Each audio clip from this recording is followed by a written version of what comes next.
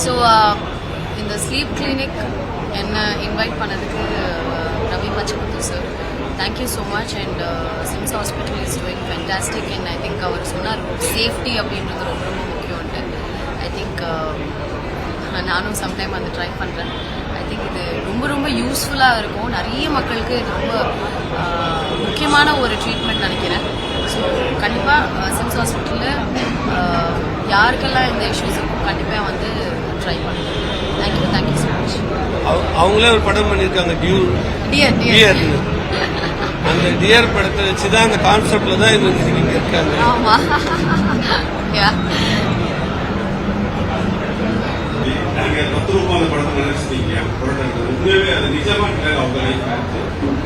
இல்ல, நான் என் லைஃப்ல நிஜமா நடந்துதான்னு கேக்குறீங்களா?